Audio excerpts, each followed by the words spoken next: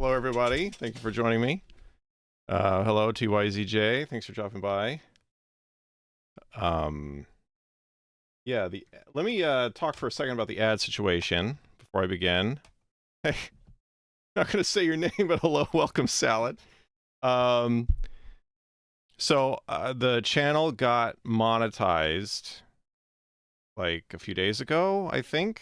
I think my Tuesday stream, I think, was the first time I streamed when it was monetized.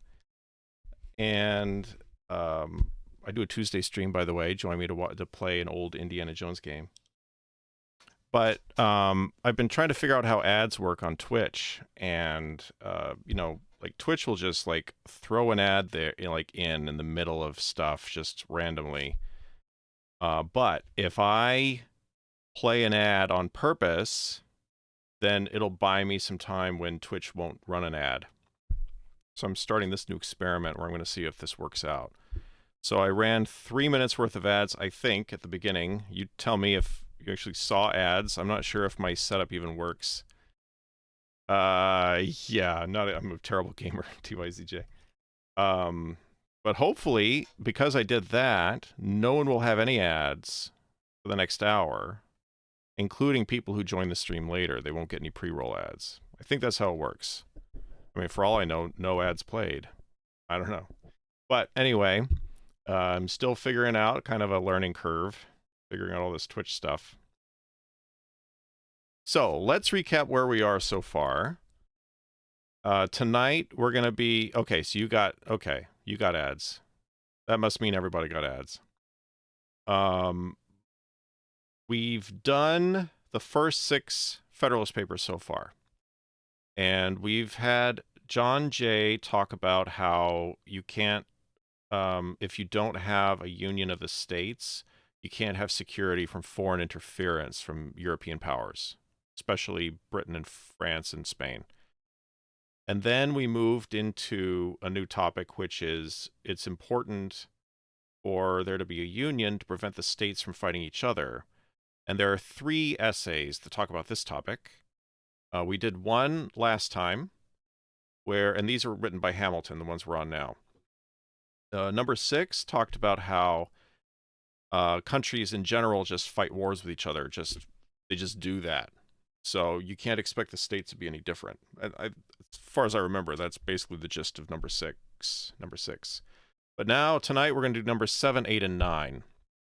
7 is going to talk specifically about the states in the United States and how they would, in particular, have motivations to fight wars with each other. And then in number 8, Hamilton will continue on that theme and talk about what effects wars between the states would have on the country. And then we'll move into number 9. That'll switch to another topic, which is the importance of having a federal government to prevent insurrections inside of states. So we'll start now with number 7. Okay. Let me make sure. Yeah, everything looks okay. window management. Okay, number 7. It is sometimes asked, with an air of seeming triumph, what inducements could the states have, if disunited, to make war upon each other? It would be a full answer to this question to say precisely the same inducements which have, at different times, deluged in blood all the nations in the world. But unfortunately for us, the question admits of a more particular answer. There are causes of differences within our immediate contemplation, of the tendency of which, even under the restraints of a federal constitution, we have had sufficient experience to enable us to form a judgment of what might be expected if those restraints were removed. Territorial disputes have at all times been found one of the most fertile sources of hostility among nations. Perhaps the greatest proportion of the wars that have desolated the earth have sprung from this origin. This cause would exist among us in full force. We have a vast tract of unsettled territory within the boundaries of the United States. There still are discordant and undecided claims between several of them, and the dissolution of the Union would lay a foundation for similar claims between them all. It is well known that they have heretofore had serious and animated discussions concerning the right to the lands which were ungranted at the time of the Revolution, and which usually went under the name of Crown lands. The states within the limits of whose colonial governments they were comprised have claimed them as their property. The others have contended that the rights of the Crown in this article devolved upon the Union, especially as to all that part of the Western Territory which, either by actual possession or through the submission of the Indian proprietors, was subjected to the jurisdiction of the King of Great Britain till it was relinquished in the Treaty of Peace. This, it has been said, was at all events an acquisition to the Confederacy by compact with a foreign power. It has been the prudent policy of Congress, and that's referring to the Continental Congress under the Articles of Confederation. It has been the prudent policy of Congress to appease this controversy by prevailing upon the states to make cessions to the United States for the benefit of the whole. This has been so far accomplished as, under a continuation of the Union, to afford a decided prospect of an amicable termination of the dispute. Just to give a little background, in case you're not familiar with this period, in the 1780s, so what he's referring to is these states were established on the Atlantic seaboard, or colonies. The provinces were established. The colonies were on the eastern seaboard, and they had kind of vague western limits. When the charters for the different colonies were created, they would not define very well what the boundaries of each colony were. In fact, oftentimes they had overlapping claims. The description, like each time the British would set up a new colony, they would define the boundaries in such vague terms and without any regard to other colonies that the boundaries would overlap with each other, and also, more germane to what he's talking about here, they wouldn't specify what's going on out west and how far west these colonies extend. Now, one of the precipitating factors, as I understand it, to the American Revolution, not one of the central ones, but one issue that bothered the Americans was that in I think 1763, the British put a line along the Appalachian Mountains and said that British settlers can't cross that line and go into the Ohio Valley, because the British were trying to maintain good relations with the Indians who lived out to the west. So once the war was done and the U.S. got its independence, that was no longer a factor. There was westward movement, and the different states had different claims over which parts of the West they controlled. And so during the 1780s, one of the activities of the Congress at the time was to persuade the individual states to give up their western claims. And a number of them gave up their claims during the 1780s. But that was not all done by the time he's writing in 1787. Okay, continuing on. Dismemberment of the Confederacy, however, would revive this dispute, and would create others on the same subject. At present, a large part of the vacant Western Territory is, by cession at least, if not by any anterior right, the common property of the Union. If that were at an end, the states which made the cession, on a principle of federal compromise, would be apt, when the motive of the grant had ceased, reclaim the lands as a reversion. So in other words, states that had agreed to the Congress's request to give up their western land grants, if the federal government were to dissolve, like the Articles of Confederation, if there were to be no union at all among the states, those states, Hamilton says, those states would inevitably try to reclaim those western grants. And I want to point out here, he's going to keep saying, I think I've talked about this before, he's going to keep talking about this in terms of we either pick the federal government, we either pick the federal constitution as drafted in Philadelphia, or we don't have any union at all. That's the way Publius consistently frames the dilemma. Now, to be fair to the Anti-Federalists, they saw that as a false dilemma, because the Anti-Federalists were not opposed to any federal thing at all. They were content for the Articles of Confederation to continue. They just wanted it to be reformed. In fact, they felt a little bit like there had been some hoodwinking going on, because when they first started talking about having the Constitutional Convention in Philadelphia, they said, we're going to reform the Articles of Confederation. And then they met in Philadelphia in the summer of 1787, and they didn't reform the Articles of Confederation. They started from the ground up and created a whole new constitution. So anyway, the Anti-Federalists were not opposed to there being a Continental Congress or a compact among the states. They just didn't want it to go as far as the Philadelphia Constitution was going to go. So it's a little bit of a, I don't know, to give Hamilton credit or to like assume good faith on the part of Hamilton, from Hamilton's point of view and Madison and the other, and John Jay, their point of view was the current system was untenable. It's not going to last anyway. Like from their point of view, I think, they probably did really mean it when they said, we either go with this or we go with nothing. Right. Eric, vacant Western lands. Yeah. Okay. I think federal government of the U.S. is one of the first sovereign government that are willing to acknowledge Indian nations as sovereign. I'm not sure. I'm not sure if that's the case. I suspect the European powers did. I don't know. It depends, I guess, if there was some different meaning to recognition in the 18th and 17th centuries versus recognition in the 19th century. I don't know. Can Federal Congress argue they have the right of discovery? Yeah, I don't know enough about that to say whether that'd be the case or not. TYZJ. Okay.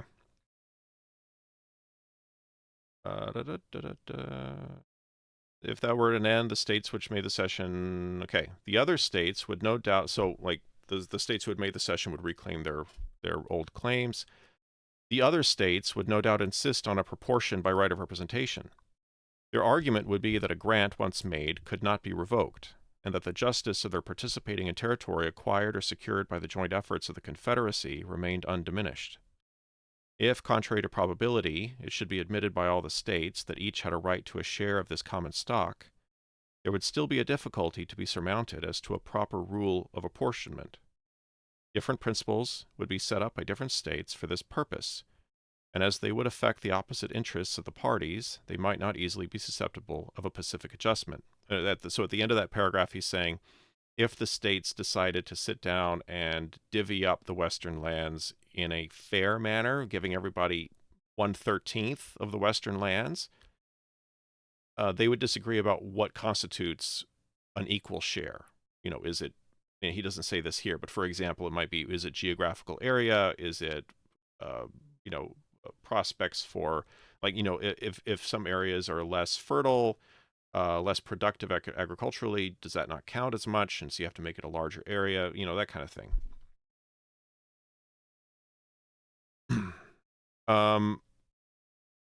That's a good question. Did Hamilton expect new states to form? I'm offhand, I don't know if he in particular expected that.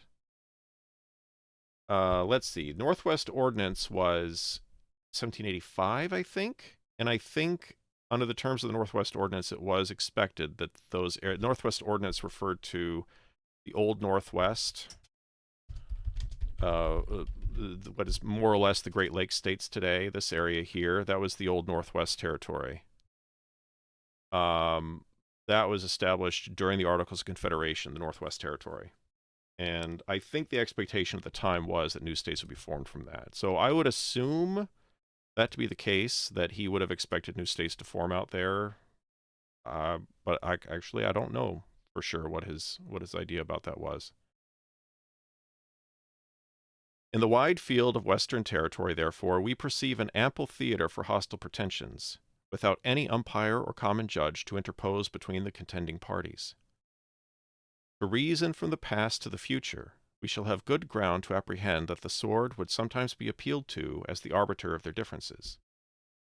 The circumstances of the dispute between Connecticut and Pennsylvania respecting the land at Wyoming admonish us not to be sanguine in expecting an easy accommodation of such differences. I guess I need to stop there. That might cause some confusion for a modern listener. The dispute between Connecticut and Pennsylvania respecting the land at Wyoming. I just think Hamilton wanted a quasi-unitary government in the Constitutional Convention. TYZJ, you mean he did not like more federal power? Like, I mean, that, because that is what he wanted. He wanted a stronger federal power. I don't think he was opposed to federalism, though. Like, he was still okay with the states, maintaining their distinct identity. I don't know if that's what you're referring to. Let me talk about this. Does anyone know, class? Does anyone know what he's referring to when he talks about Wyoming here? Let me put it this way. Does anyone know what he means by the dispute between Connecticut and Pennsylvania respecting the land at Wyoming? I'm asking because I'm curious, actually. Okay, no clue. All right. I just want to make sure. I don't want to like jump in and say, yeah, of course. Wait, reindeer. Holy cow. How late is it where you are? Just got back from the opera, perhaps. They argue states governors should appoint by federal government. Oh, yes, actually. Yeah, TYZJ, I think actually he did propose that. I seem to remember him talking about that. Yeah. I don't know how serious he was about that view, but I'm pretty sure he did. Okay. So let me explain what I mean by Wyoming. So, okay, first of all, let's define Wyoming, just so we can make everything thoroughly confusing. Wyoming's a state in the western United States. Oh yeah, it is a weekend night. That's true. Thanks for joining this early in the morning, this late at night. But this is not the Wyoming that he's referring to. He's referring to a different Wyoming. He's referring to the Wyoming that Wyoming was named after. So the state of Wyoming was named after an area in Pennsylvania, the Wyoming Valley, which is this area right here, northeastern Wyoming, or northwestern Pennsylvania, around like Scranton, Wilkes-Barre. For the benefit of you foreigners who aren't familiar with the United States, if you've seen the U.S. version of The Office, that takes place here. It takes place in Scranton, Pennsylvania. So the Wyoming Valley in this northeastern part of Pennsylvania was disputed between Connecticut and Pennsylvania. So you can see Connecticut's over here. I think you can see my cursor, right? I think you can. Make sure yeah, cursor's showing up. So Connecticut's over here, and then if you extend the boundaries westward from the northernmost part of Connecticut and the southernmost part of Connecticut, and you just extend that westward like that, all of this is part of Connecticut. Now, I assume that was because of the way that the Connecticut Charter was set up when Connecticut was created. I think Connecticut was created around 1664, something like that, when two previous colonies were merged. And it may be that it defined it in that way. For whatever reason, Connecticut said it had a good claim to that. And then you can see here, claimed by Connecticut until 1786 is what that says. I don't know how clear that is. But... And then, so 1786, that's during the time of the Articles of Confederation. Now, you can also see there are other disputed areas on the map, too. Up here, Pennsylvania's claim extended well up into the north and what eventually became New York, or became officially New York territory, undisputed New York territory, and then Pennsylvania ceded it to New York in 1774. Down here you can see Mason-Dixon line, which is a famous boundary in U.S. history. In fact, Inside Information, Mr. Beat, another history YouTuber, is going to be releasing a video sometime soon about the Mason-Dixon line, so keep an eye out for that. Yeah, so Mason-Dixon line, Eric notes that it's more north than he had imagined. It's because the Mason-Dixon line was kind of the like imaginary boundary between north and south during the 1800s. But north and south, like, what does that mean? Does that mean Maryland is a southern state? Nowadays, Maryland is not considered a southern state, but in the 1800s, it was considered a southern state. And so the boundary between north and south was right there, Pennsylvania. And so the Mason-Dixon line established the line, basically the northern boundary of Maryland, separating what separated Maryland from Pennsylvania and Maryland from Delaware. This is Delaware. And then one other thing that's worth noting on here of kind of trivial interest is out here in the west, there's this area that was Connecticut until 1800. That area was called the Western Reserve. and a bunch of Connecticut settlers settled there.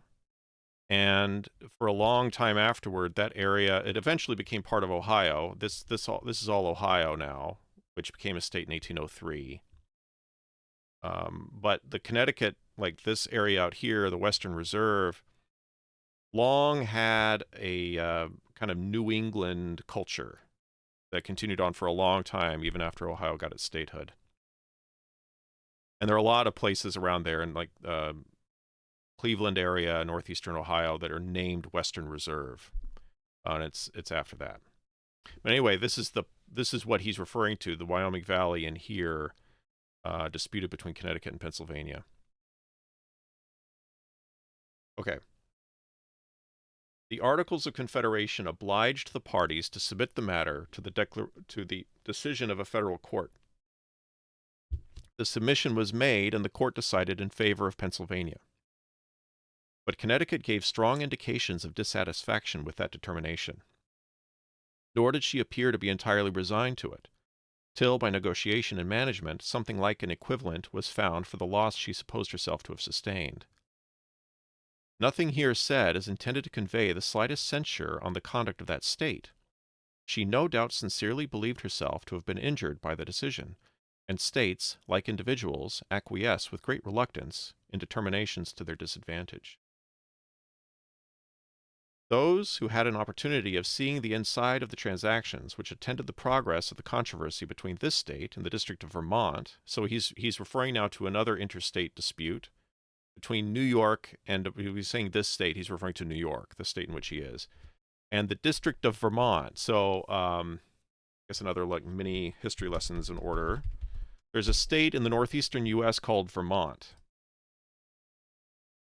and it was not, even though it's in New England, it was not one of the original 13 colonies that gained their independence, because during the colonial period, it was disputed territory between the colony of New Hampshire and the colony of New York.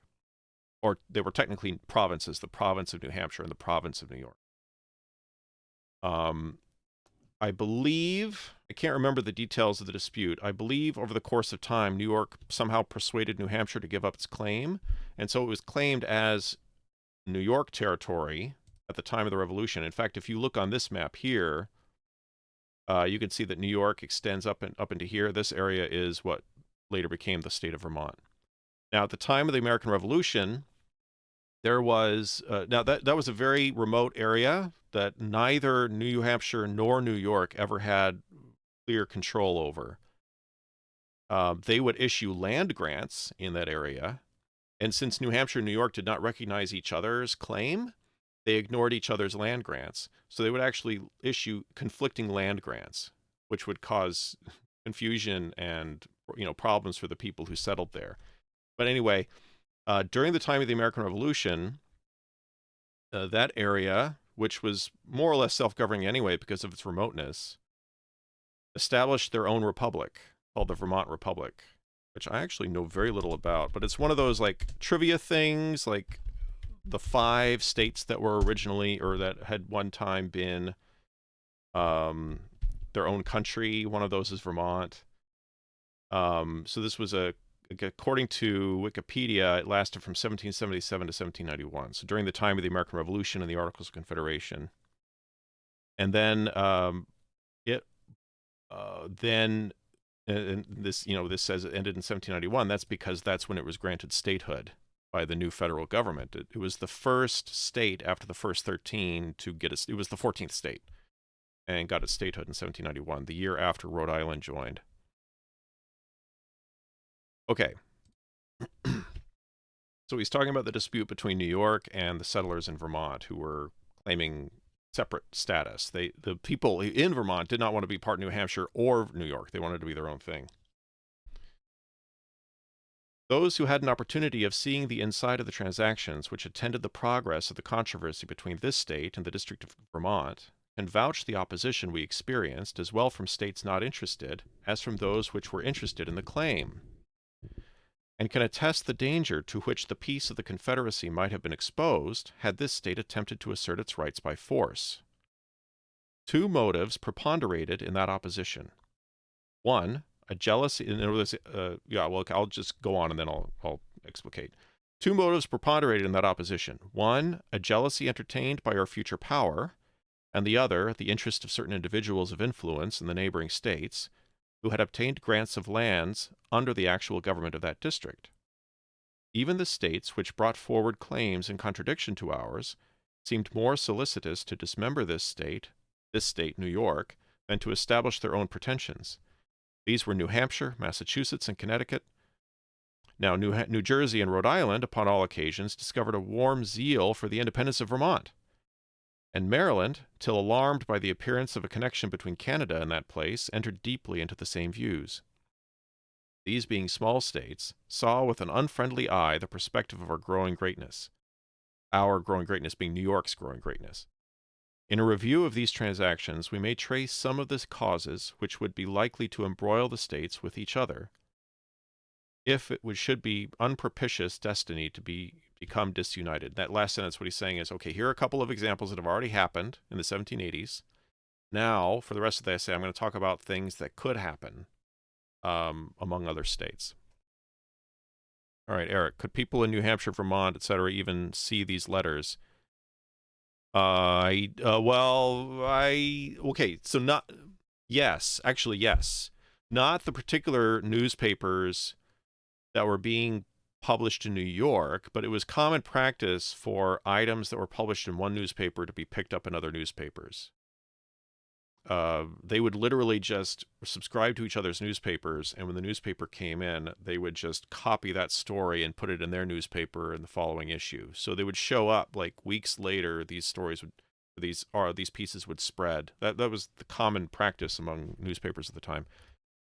And so yes, it's possible. Like people who were reading newspapers, who had access to newspapers in New Hampshire. I presume there were some in Vermont, although Vermont was very rural. But yes, they would have had, but Vermont was very remote. So, and I don't know how many people in Vermont were reading newspapers, to be honest. There must have been some circulation up there, but I don't know how much. The competitions of commerce would be another fruitful source of contention. The states less favorably circumstanced would be desirous of escaping from the disadvantages of local situation and of sharing in the advantages of their more fortunate neighbors.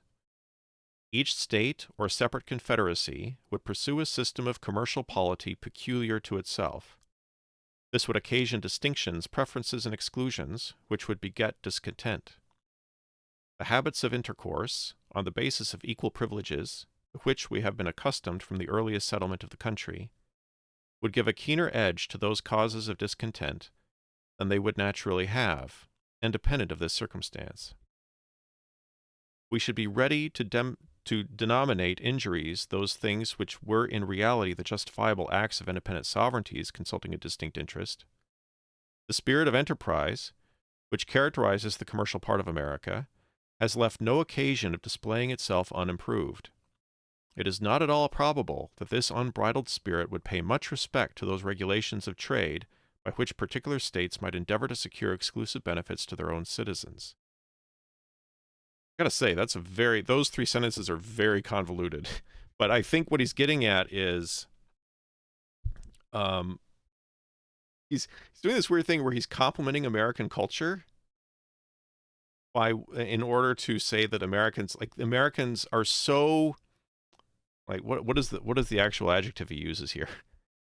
The spirit of enterprise, which characterizes the commercial part of America, has left no occasion of displaying itself unimproved. So Americans are so enterprising that inevitably they will endeavor to achieve, their own profit, irrespective of commercial regulations that other states will put into place.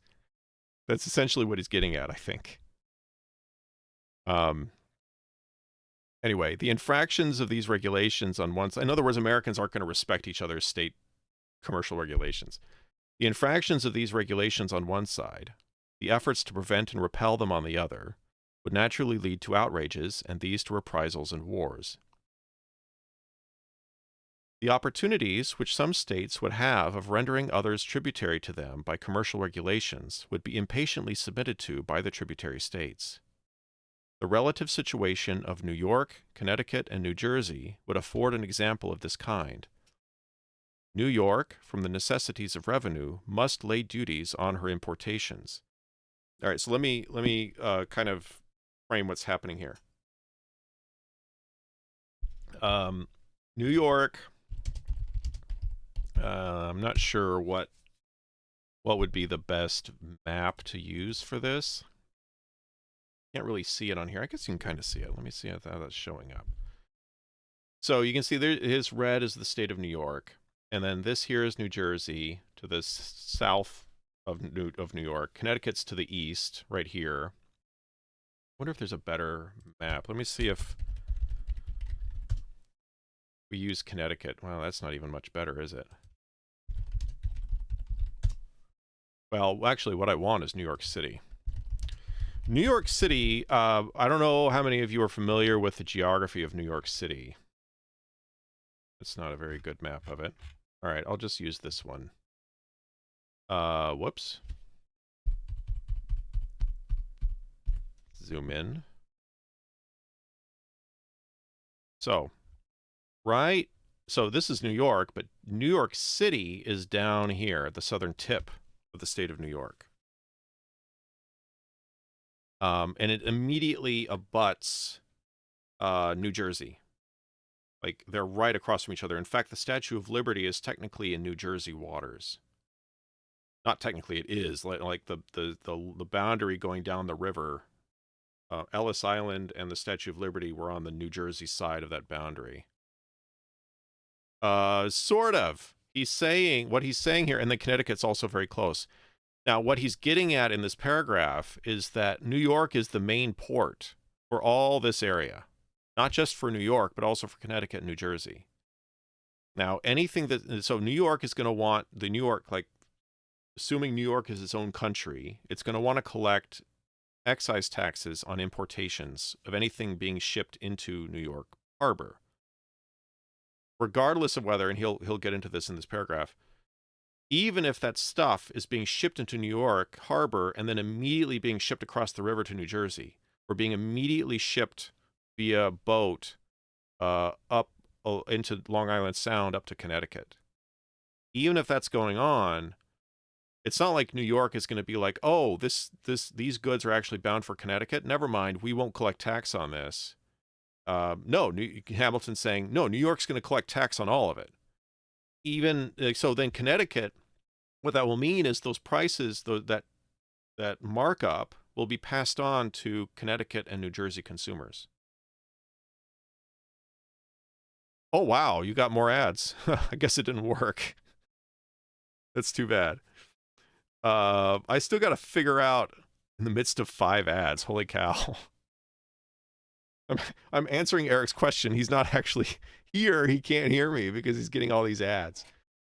Didn't work. Gosh darn it. I ran those, that was only 30 minutes ago. I ran all those. Okay, welcome back. Okay. So what I was saying was, New York Harbor, what is ads? Advertisements. New York Harbor would be the port for New Jersey and Connecticut as well as New York. New York is going to place a tax on all importation, and that means that the tax on goods being imported into New York Harbor will be passed on to Connecticut and New Jersey consumers when they buy goods that were imported through New York. So that's what he's talking about in this paragraph. The opportunities which some states would have of rendering others tributary to them by commercial regulations would be impatiently submitted to by the tributary states. The relative situation of New York, Connecticut, and New Jersey would afford an example of this kind. New York, from the necessities of revenue, must lay duties on her importations. A great part of these duties must be paid by the inhabitants of the 2 other states in the capacity of consumers of what we import. New York would neither be willing nor able to forego this advantage. Her citizens would not consent that a duty paid by them should be remitted in favor of the citizens of her neighbors, nor would it be practicable if there were not this impediment in the way to distinguish the customers in our own markets? Would Connecticut and New Jersey long submit to be taxed by New York for her exclusive benefit? Should we be long permitted to remain in the quiet and undisturbed enjoyment of a metropolis, from the possession of which we derived an advantage so odious to our neighbors, and in their opinion so oppressive? Should we be able to preserve it against the incumbent weight of Connecticut on the one side and the cooperating pressure of New York on the other? In other words, would New York even be able to defend the city of New York if Connecticut and New Jersey ganged up on them? These are questions that temerity alone will answer in the affirmative. The public debt of the Union would be a further cause of collision between the separate states or confederacies. The apportionment in the first instance, and the progressive extinguishment afterward, would be alike productive of ill humor and animosity. How would it be possible to agree upon a rule of apportionment satisfactory to all? There is scarcely any that can be proposed which is entirely free from real objections. These, as usual, would be exaggerated by the adverse interest of the parties. There are even dissimilar views among the states as to the general principle of discharging the public debt. Some of them either less impressed with. So let me touch on this for a second. I talked about this when I did a video about the 1789 presidential election. Yeah, like I'm trying to remember. Like, am I getting the right video? Yes, that's the video in which I talked about it. Where, no, it was the 1792 election. Is where I talked about it. When I talked about Hamilton's programs for federal activities during Washington's first term, and he wanted to assume the state debts by the federal government, and then like have that all be controlled by the federal government. So he's referring to this now. This is a few years before he implements that plan, and you can see he's already thinking about these issues here. But the issue was the states during the American Revolution had how do I put it? Like they had essentially borrowed money from their citizens, and then in order to for the war effort, and then after the war, some of the states were good about paying back their debts, and other states were not good about paying back their debts. And the states that have been good about paying back their debts, generally speaking, had the attitude that why should we help the other states that have been more lax about it pay back their debts? Like, we've already done our part. We were the responsible ones. So, like, let them deal with the consequences of their own actions. Anyway, this is what he's alluding to here, like how different states would have different attitudes toward the issue of war debts.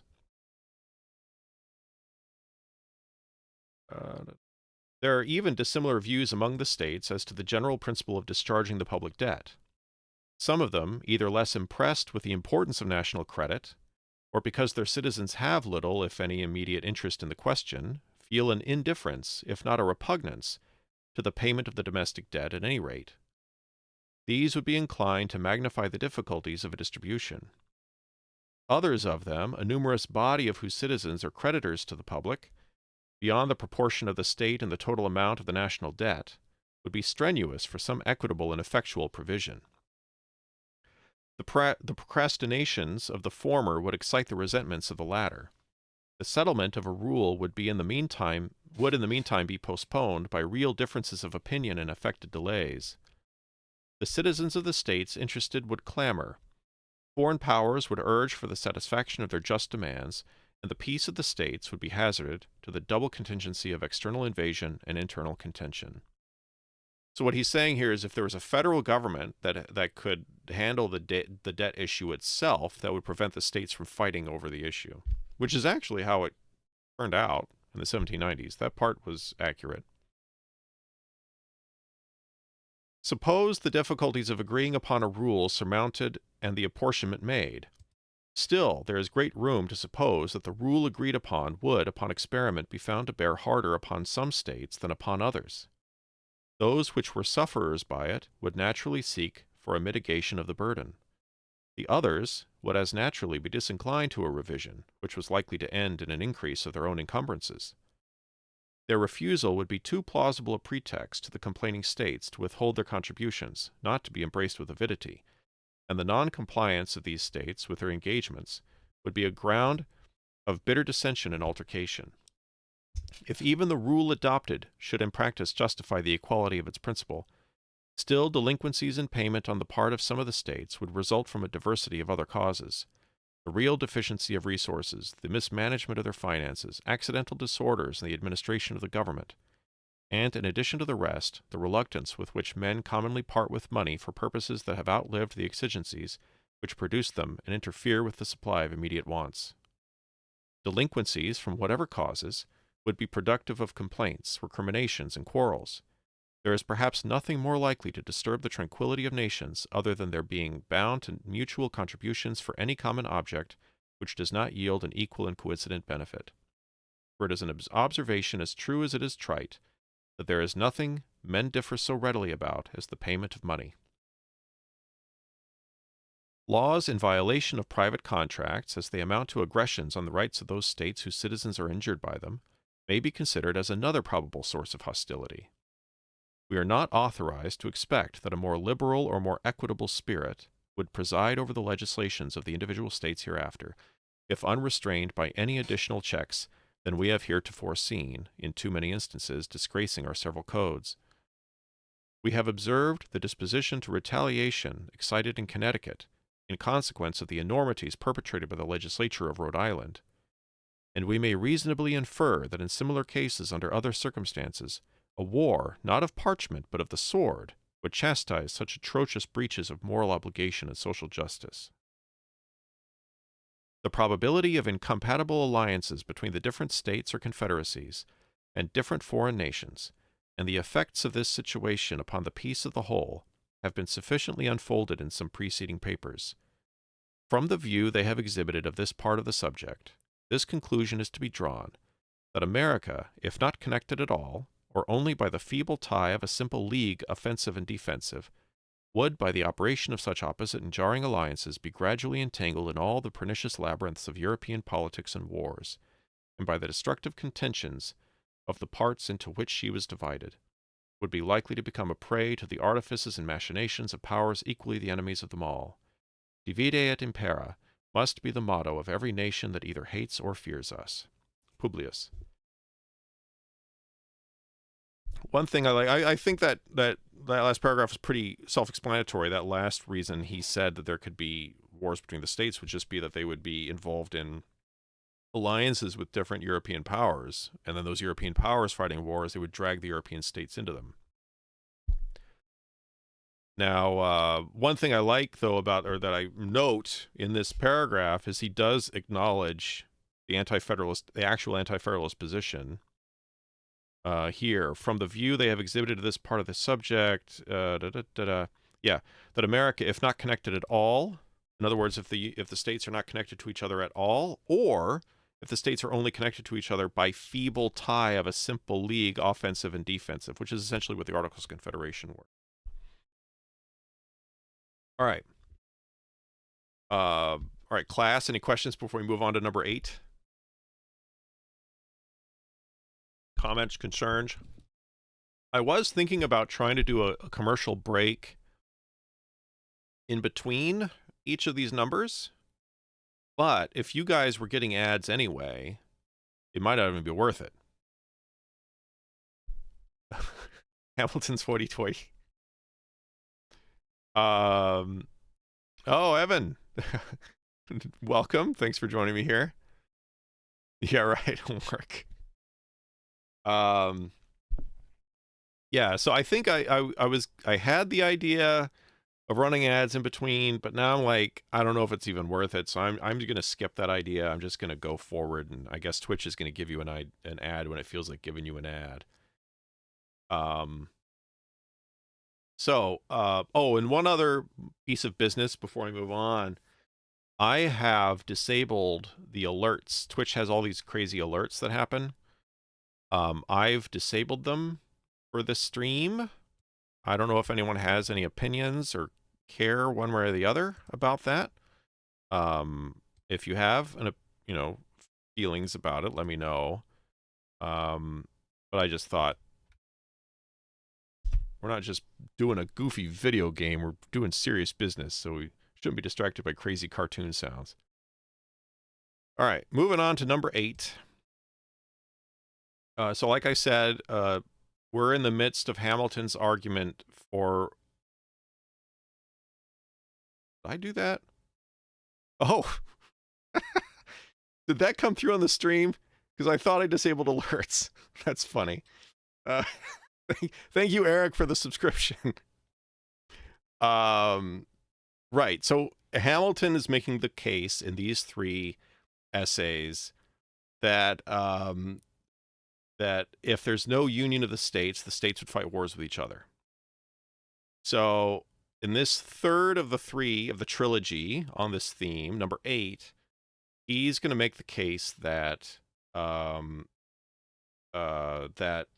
so like the one we just watched is he makes the case that of the various ways that states would end up fighting wars with each other. And then in number 8, that was number 7 we just did. In number 8, he's going to talk about what would the effects of those wars be on the states. So let's get into that now.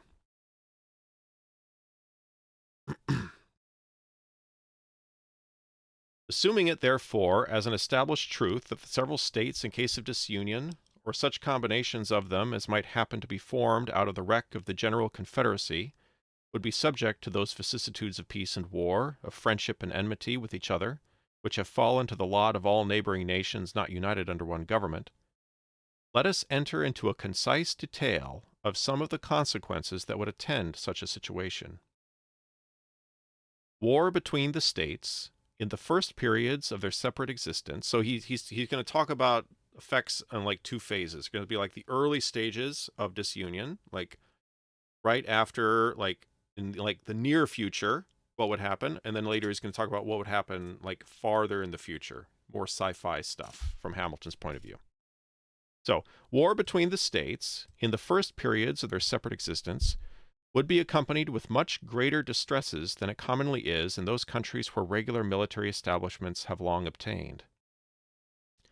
The disciplined armies always kept on foot on the continent of Europe, though they bear a malignant aspect to liberty and economy, have, notwithstanding, been productive of the signal advantage of rendering sudden conquests impracticable, and of preventing that rapid desolation which used to mark the progress of war prior to their introduction.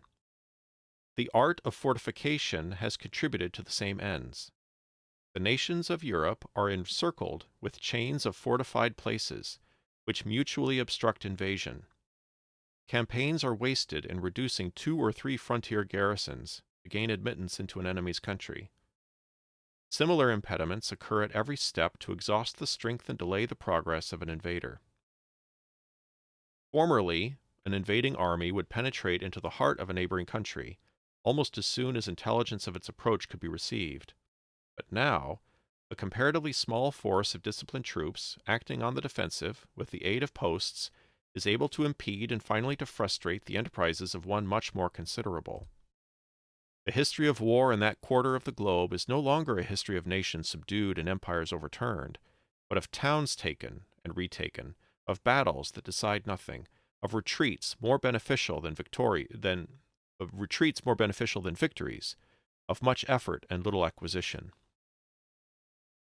In this country, the scene would be altogether reversed. The jealousy of military establishments would postpone them as long as possible. The want of fortifications, leaving the frontiers of one state open to another, would facilitate inroads. The populous states would, with little difficulty, overrun their less populous neighbors. Conquests would be as easy to be made as difficult to be retained. War, therefore, would be desultory and predatory. Plunder and devastation ever march in the train of irregulars. The calamities of individuals would make the principal figure in the events which would characterize our military exploits.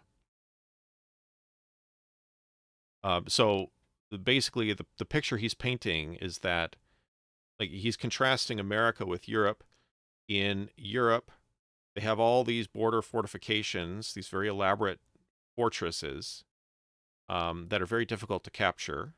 And so wars, like armies, tend not to penetrate very far into neighboring countries, and therefore those countries are not devastated on a wide scale. But here in the United States, none of the states have border fortifications. None of them have standing armies. They wouldn't be able to prevent a sudden invasion. And so armies would range across the landscape, causing widespread destruction. So that's the near term consequence of interstate war, according to Hamilton. TYZJ says, I remember Ohio actually fought a war against another state, although technically the state that Ohio attacked was U.S. territory at that time. Yes, he's referring to the Toledo War between Ohio and Michigan over a strip of land that contained Ohio, actually. Now that you bring it up, let's look at it. I think this will show us. Yeah, this is the strip of land they were arguing over. There's the city of Toledo. And this is what is now the northwestern strip of Ohio. Fix that. There's just this little tiny strip of land. Oh, that's a terrible scale. Okay. Between Ohio and Michigan. And what actually happened here, if you've ever wondered, here's some more fun fact. Here's a Friday fun fact for you. State of Michigan. You may be aware the state of Michigan has these two parts to it. There's what the Michiganders call the Lower Peninsula and the Upper Peninsula. And almost all of Michigan's population lives in the Lower Peninsula. The Upper Peninsula is very sparsely populated and has a very different feel to it, has a different vibe to it. Yeah, the UP. Yeah, Eric's familiar with this. Eric's from Wisconsin, so he's familiar with this. I'm not going to tell you which state's my home state. They're all my home state. All of them are mine. So anyway, you might have wondered, like, why does Michigan have this extra piece up here? And well, I enjoy Hawaiian cuisine, I'll put it that way. The reason why the Upper Peninsula is part of Michigan is the Toledo War thing. I actually don't remember if it was right before or right after Michigan statehood. Let's see. 1835-36. So yeah, it was right before. You're right. It was during Michigan's territorial period. So in order to appease Michigan, so what they did was they granted that strip of land to Ohio, and then in order to appease Michigan, they gave Michigan the UP. So that's why the UP is part of Michigan rather than part of Wisconsin or whatever. Okay. Okay, so yes. Okay, here we are. This picture is not too highly wrought, though I confess it would not long remain a just one. In other words, like, this situation that he's describing is not going to continue on indefinitely. It'll come to an end. Kamehameha was a great hero, I should say. All right. Safety from external danger is the most powerful director. What he's going to say in this paragraph. Well, okay, I'll just read the paragraph and then I'll tell you what he says. This picture is not too highly wrought, though I confess it would not long remain a just one. Safety from external danger is the most powerful director of national conduct. Even the ardent love of liberty will, after a time, give way to its dictates. The violent destruction of life and property incident to war, continual effort and alarm attendant on a state of continual danger, will compel nations the most attached to liberty to resort for repose and security to institutions which have a tendency to destroy their civil and political rights. To be more safe, they at length become willing to run the risk of being less free.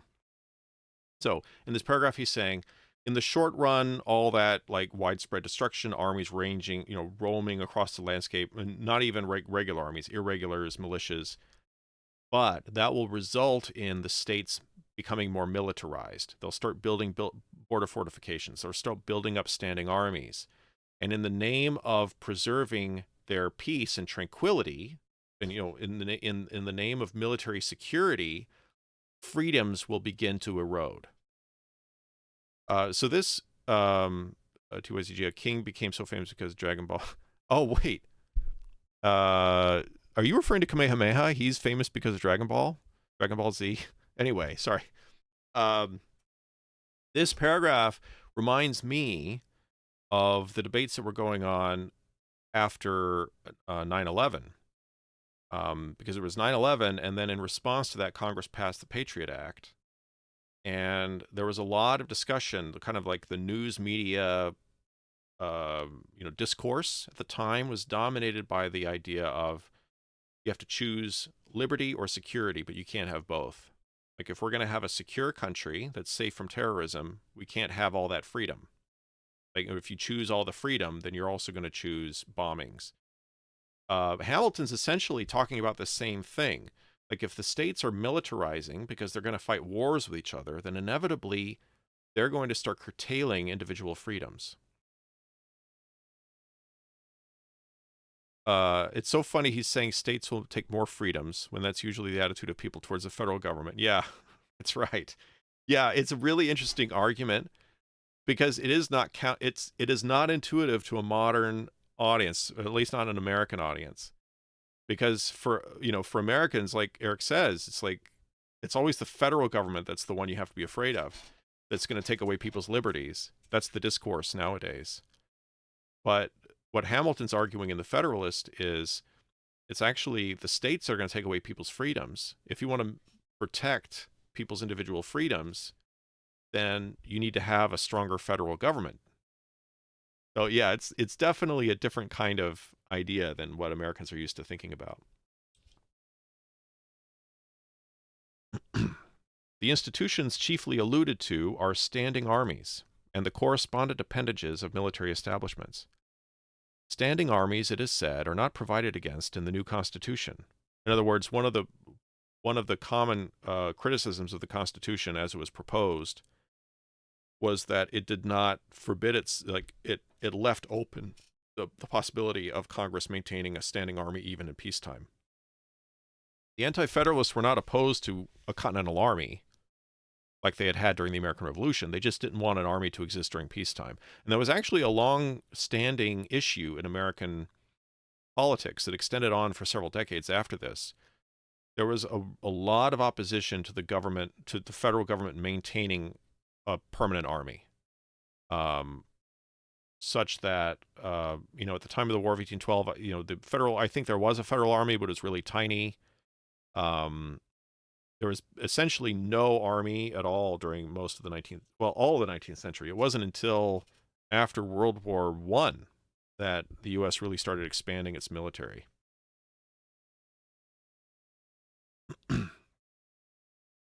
Okay. The institutions chiefly alluded to are standing armies and the correspondent appendages of military establishments. Standing armies, it is said, are not provided against in the new Constitution, and it is therefore inferred that they may exist under it. Their existence, however, from the very terms of the proposition, is at most problematical and uncertain. In other words, he's saying it's unlikely that the federal government would have a standing army. On the other hand, or he goes on, but standing armies, it may be replied, must inevitably result from a dissolution of the Confederacy. So he's going to do the same thing. He's going to be like, under the federal system, we're not actually realistically likely to have a federal army, like a standing army in peacetime. But if we don't have the federal government and you have individual states acting as independent countries, then you will definitely have standing armies in peacetime.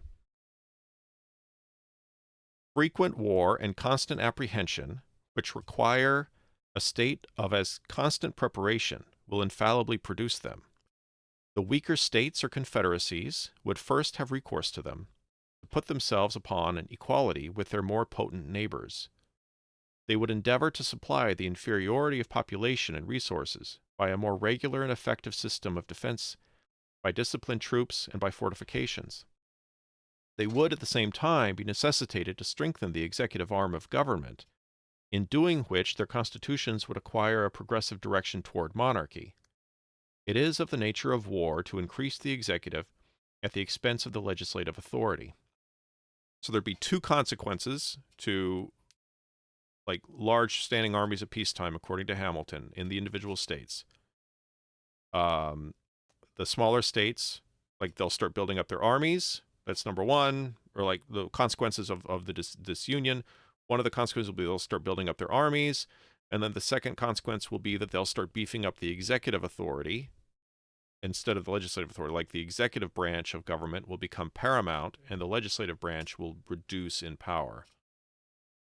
And I don't know about the cause and effect. I won't comment on that. I don't know. But it is perhaps interesting that in the history of the federal government, that sort of thing has played out in the 20th century.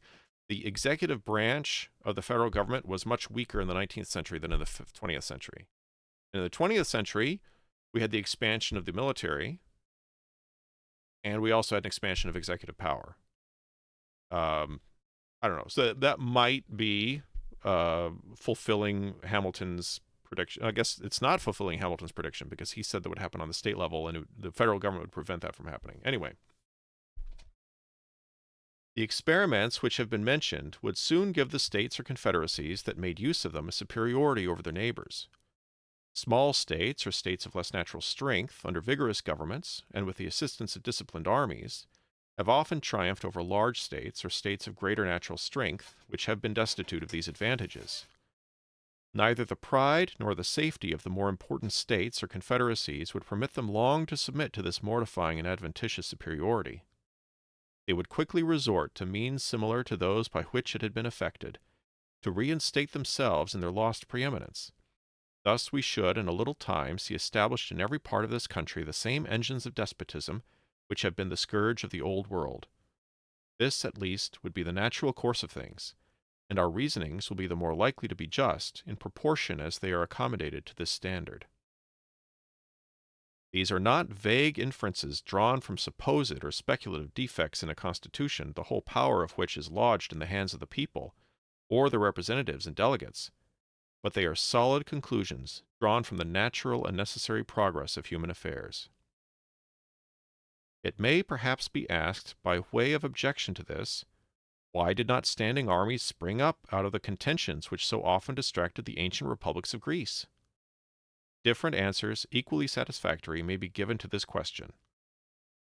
The industrious habits of the people of the present day, absorbed in the pursuits of gain and devoted to the improvements of agriculture and commerce, are incompatible with the condition of a nation of soldiers, which was the true condition of the people of those republics.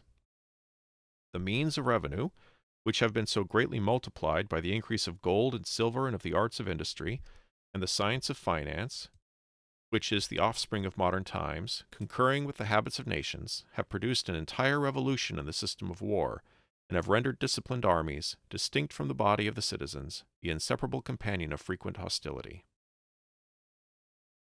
There is a wide difference also between military establishments in a country seldom exposed by its situation to internal invasions, and in one which is often subject to them and always apprehensive of them. The rulers of the former can have no good pretext, if they are even so inclined, to keep on foot armies so numerous as must of necessity be maintained in the latter. These armies being, in the first case, rarely, if at all, called into activity for interior defense, the people are in no danger of being broken by military subordination. The laws are not accustomed to relaxations in favor of military exigencies.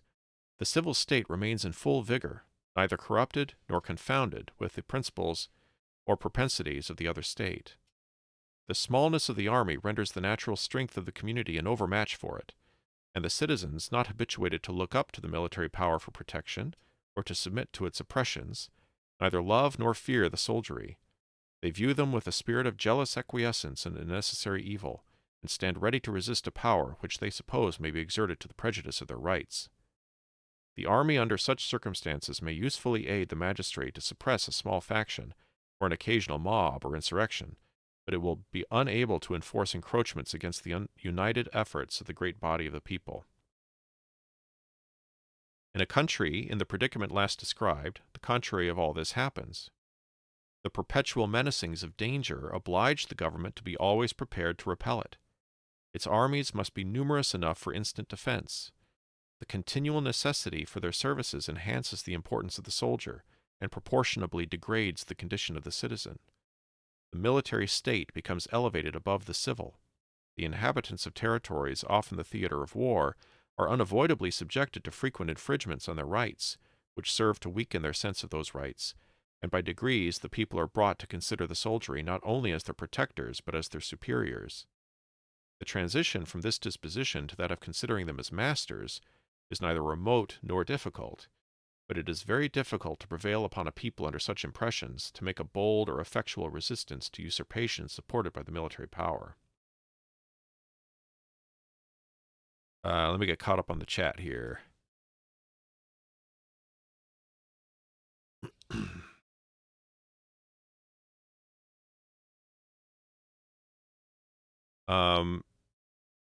You could probably, TYZJ, you could probably find a copy of, so the Federalist Papers, so the Federalist Papers were originally published in newspapers, and then they were published in book form, actually before all of them were finished. The last few essays in the Federalist Papers only appeared in that book form first, and then later on they were also published in newspapers. It might be hard to gather up original copies of those newspapers, especially the ones in New York, like the original run. But it should be, you should be able to find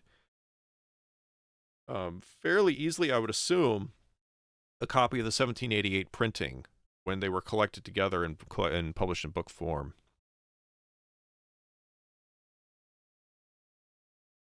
Yeah, Eric, it's so wild. He either didn't see the federal government doing all this bad stuff or didn't want to admit it.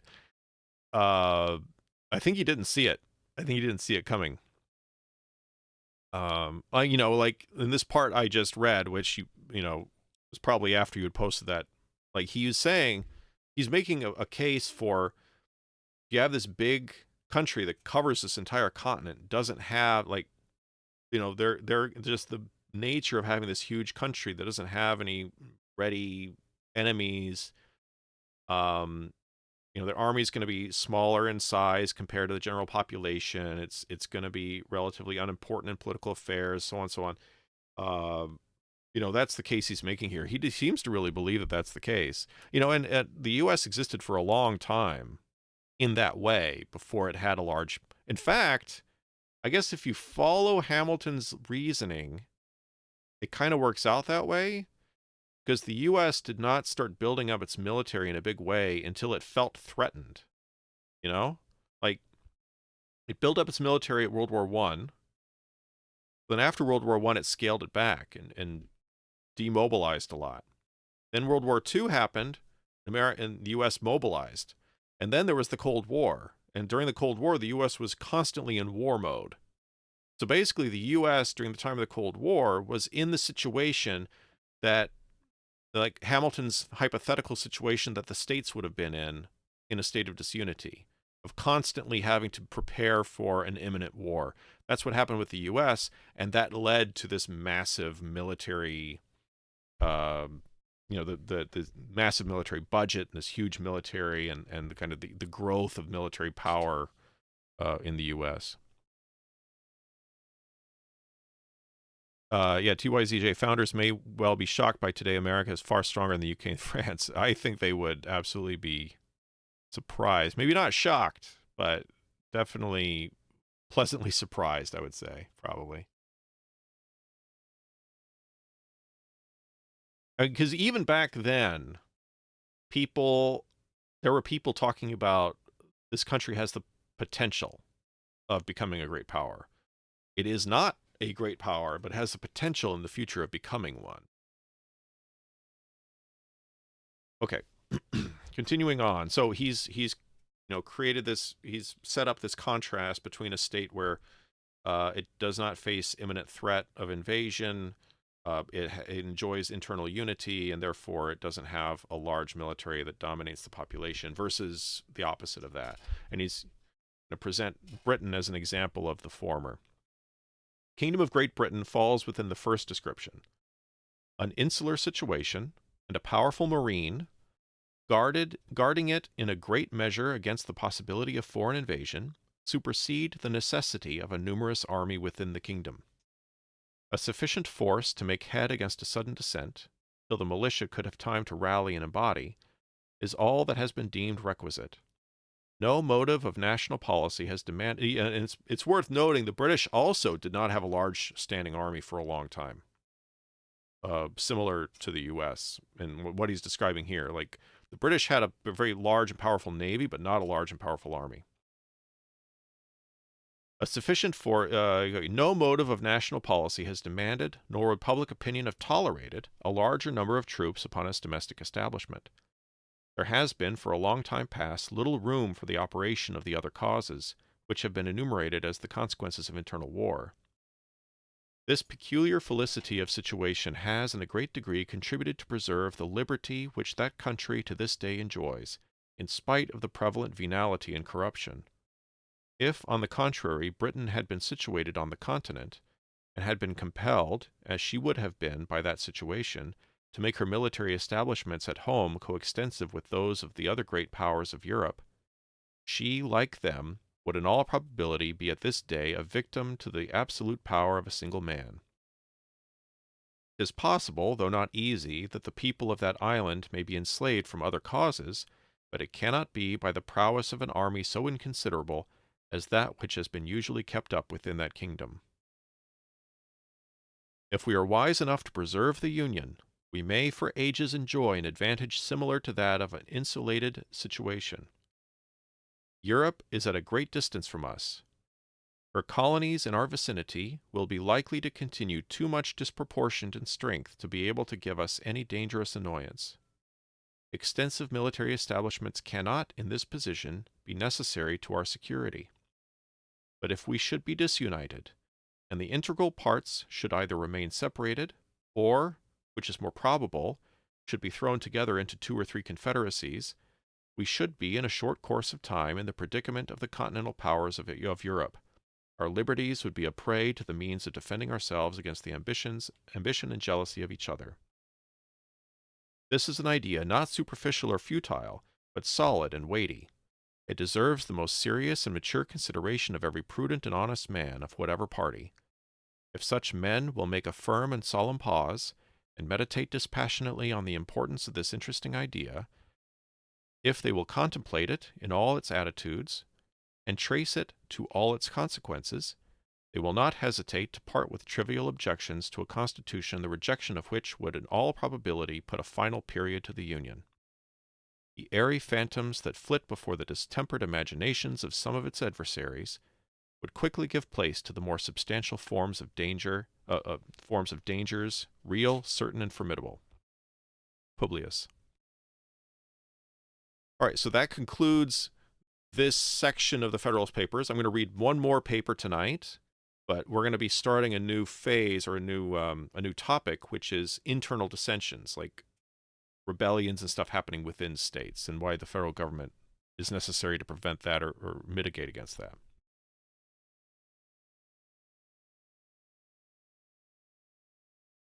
Any questions or comments while I switch the Federalist number here?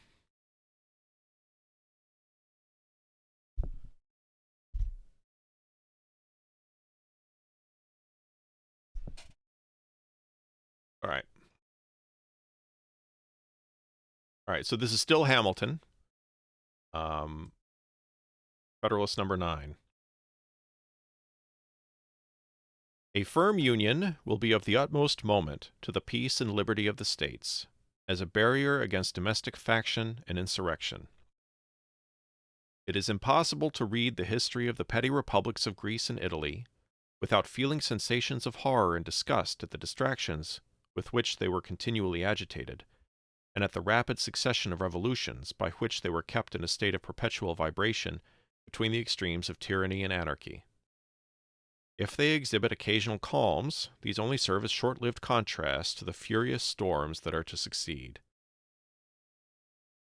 If now and then intervals of felicity open themselves to view, we behold them with a mixture of regret, arising from the reflection that the pleasing scenes before us are soon to be overwhelmed by the tempestuous waves of sedition and party rage. If momentary rays of glory break forth from the gloom, while they dazzle us with a transient and fleeting brilliancy, They at the same time admonish us to lament that the vices of government should pervert the direction and tarnish the luster of those bright talents and exalted endowments for which the favored soils that produced them have been so justly celebrated.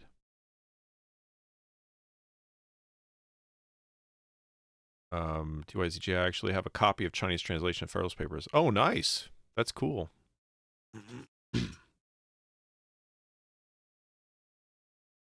From the disorders that disfigure the annals of those republics, the advocates of despotism have drawn arguments not only against the forms of republican government, but against the very principles of civil liberty.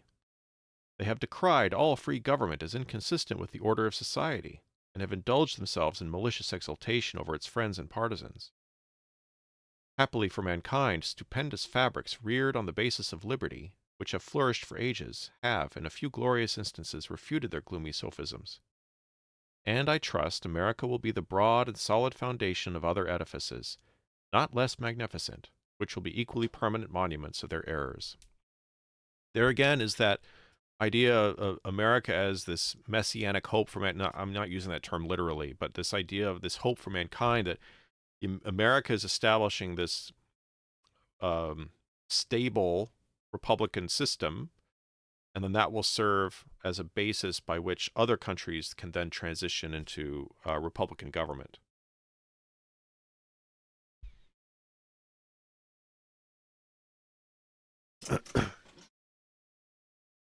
But it is not to be denied that the portraits they have sketched of republican government were two just copies of the originals from which they were taken. If it had been found impracticable to have devised models of a more perfect structure, the enlightened friends to liberty would have been obliged to abandon the cause of that species of government as indefensible. The science of politics, however, like most other sciences, has received great improvement. The efficacy of various principles is now well understood, which were either not known at all or imperfectly known to the ancients. The regular distribution of power into distinct departments, the introduction of legislative balances and checks, the institution of courts composed of judges holding their offices during good behavior, the representation of the people in the legislature by deputies of their own election. These are either wholly new discoveries or have made their principal progress toward perfection in modern times. They are means, and powerful means, by which the excellences of republican government may be retained, and its imperfections lessened or avoided. To this catalogue of circumstances that tend to the amelioration of popular systems of civil government, I shall venture, however novel it may appear to some, to add one more on a principle which has been made the foundation of an objection to the new Constitution. I mean the enlargement of the orbit within which such systems are to revolve, either in respect to the dimensions of a single state or to the consolidation of several smaller states into one great confederacy. The latter is that which immediately concerns the object under consideration. It will, however, be of use to examine the principle in its application to a single state, which shall be attended to in another place.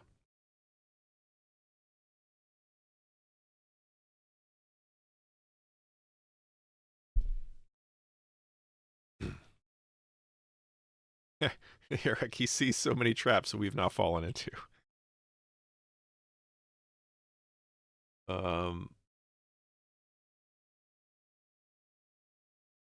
Yes, Jefferson was very fond of Virginia. That's true, TYZJ.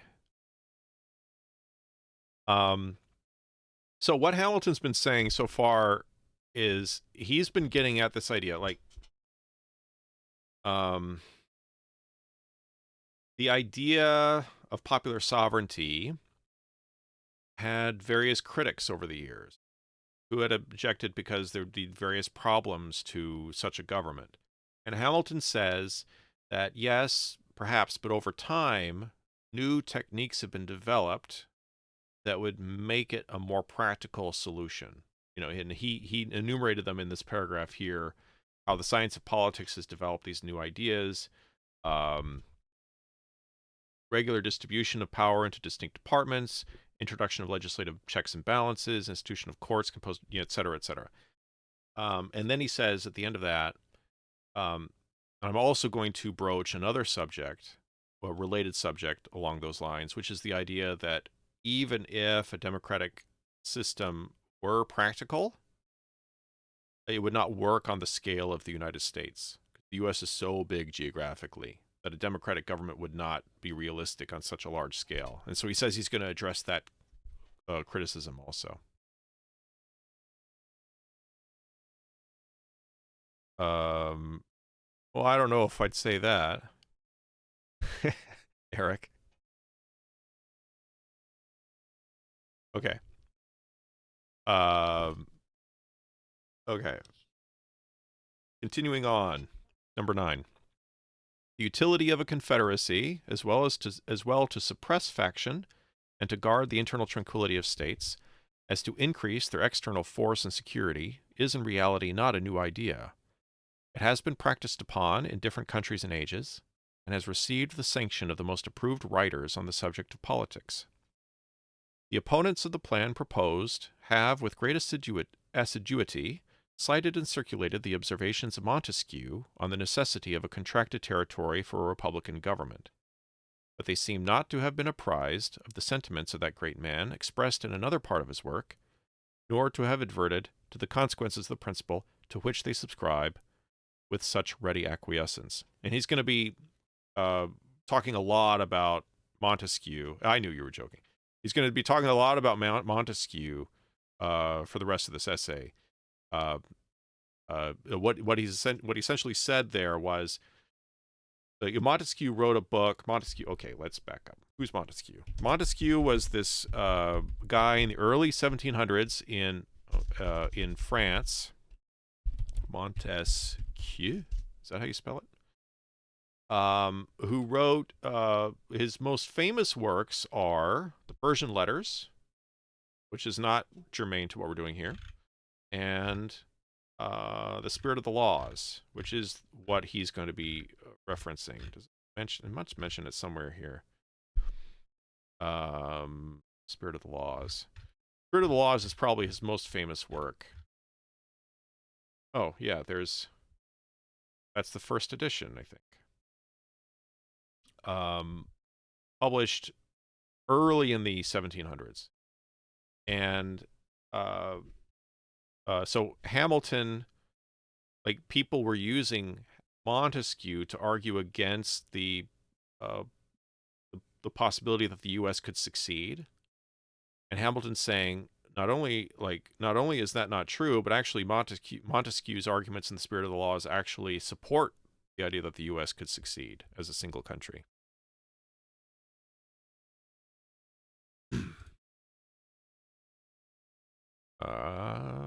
Where was I? Okay. When Montesquieu recommends a small extent for republics, in other words, when Montesquieu says republics only work on a small scale, on the scale of a city-state, the standards he had in view were of dimensions far short of the limits of almost every one of these states. So he's saying, if your objection to a federal government is that the federal government would be just too large for a democracy, look at what Montesquieu said. Hamilton says, according to Montesquieu, even a state is too big. Even Virginia is too big. South Carolina is too big for a republic, according to Montesquieu, because Montesquieu was talking about city-states. Neither Virginia, Massachusetts, Pennsylvania, New York, North Carolina, nor Georgia can by any means be compared with the models from which he reasoned, and to which the terms of his description apply. If we, therefore, take his ideas on this point as the criterion of truth, we shall be driven to the alternative either of taking refuge at once in the arms of monarchy, or of splitting ourselves into an infinity of little, jealous, clashing, tumultuous commonwealths, the wretched nurseries of unceasing discord, and the miserable objects of universal pity or contempt. Some of the writers who have come forward on the other side of the question seem to have been aware of the dilemma, and have even been bold enough to hint at the division of the larger states as a desirable thing. Such an infatuated policy, such a desperate expedient, might, by the multiplication of petty offices, answer the views of men who possess not qualifications to extend their influence beyond the narrow circles of personal intrigue, but it could never promote the greatness or happiness of the people of America. Referring the examination of the principle itself to another place, as has been already mentioned, it will be sufficient to remark here that in the sense of the author who has been most emphatically quoted upon the occasion, It would only dictate a reduction of the size of the more considerable members of the Union, but would not militate against their being all comprehended in one confederate government. And this is the true question, in the discussion of which we are at present interested. So far are the suggestions of Montesquieu from standing in opposition to a general union of the states, that he explicitly treats of a confederate republic as the expedient for extending the sphere of popular government and reconciling the advantages of monarchy with those of republicanism.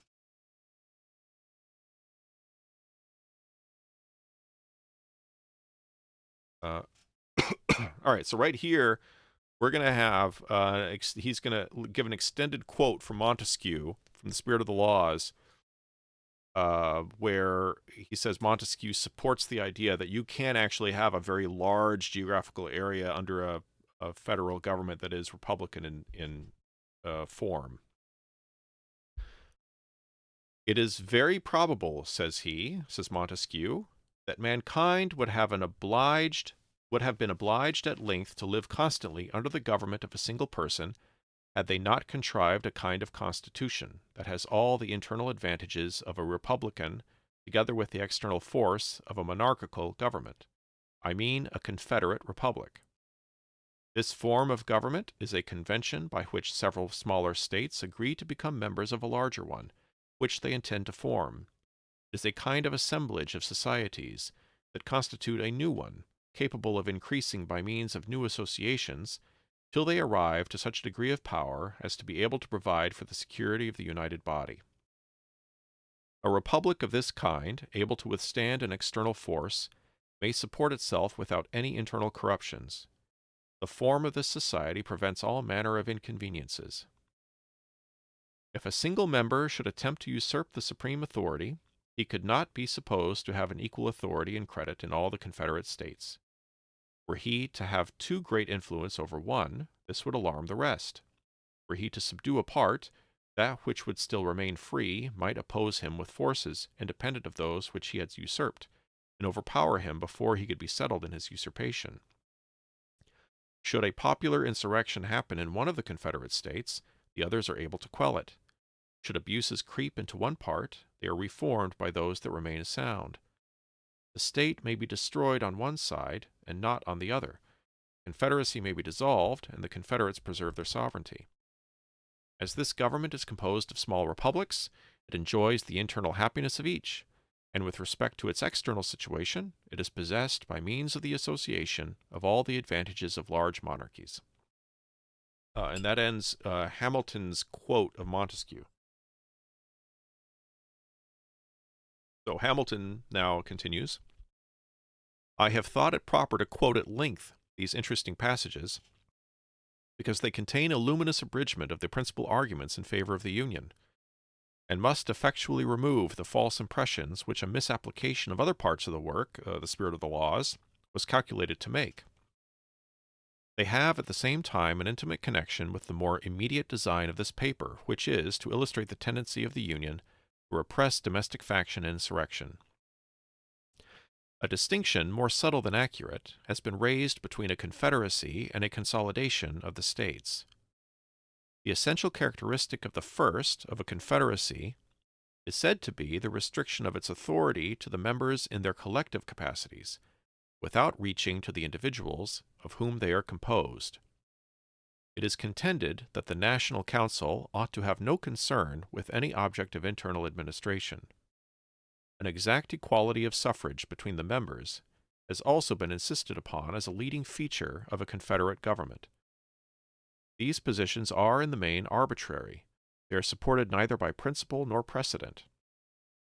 It has indeed happened that governments of this kind have generally operated in the manner which the distinction taken notice of supposes to be inherent in their nature, but there have been in most of them extensive exceptions to the practice, which serve to prove, as far as example will go, that there is no absolute rule on the subject, and it will be clearly shown in the course of this investigation that as far as the principle contended for has prevailed, it has been the cause of incurable disorder and imbecility in the government.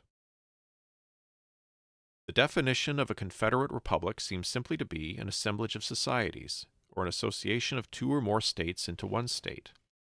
The extent, modifications, and objects of the federal authority are mere matters of discretion.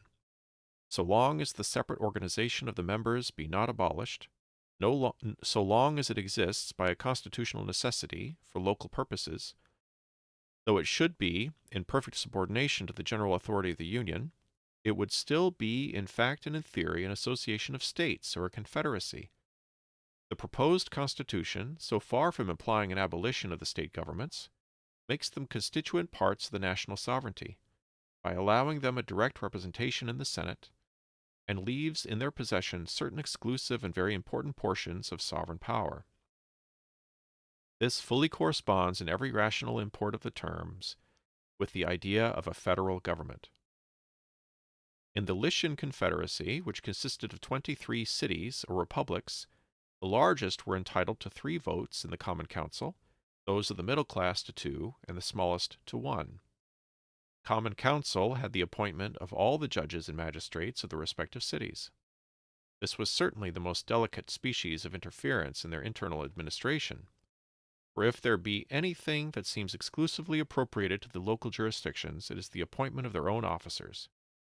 Yet Montesquieu, speaking of this association, says, were I to give a model of an excellent Confederate republic, it would be that of Lycia.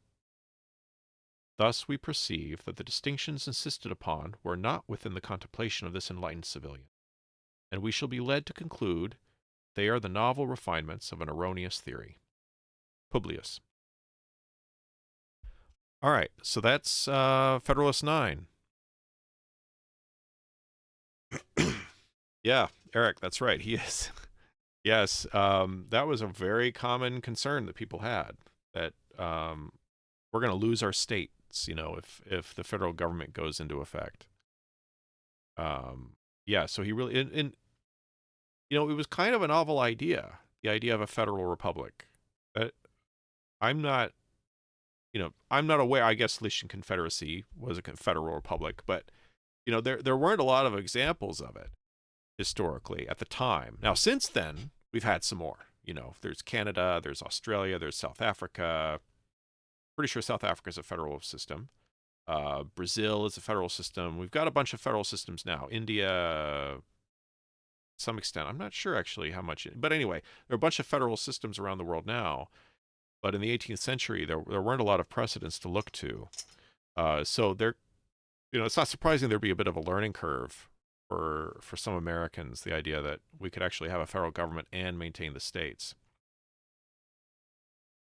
Okay, so that's it for today. Next week, we'll meet back again. So remember, Tuesday, yeah, that's right, Russia is also a federal system. And Germany's another notable federal system. Tuesday, I'm playing Indiana Jones and the Fate of Atlantis. Next Friday, same time, same bat time, same bat channel. We're going to be doing Federalist Papers again. We're going to be doing numbers 10 and 11. And number 10 is the big famous one, like the big one that gets quoted and read perhaps more than any other. It's definitely one of the most famous ones. So we'll be reading number 10, and then we'll also be reading number 11. Number 10 also will be our first essay written by James Madison. That'll be fun. So anyway, join me next week for that. Yeah, well, thanks for joining me. I'm going to go ahead and end the stream now. And I'll see you perhaps on Tuesday, perhaps on Friday.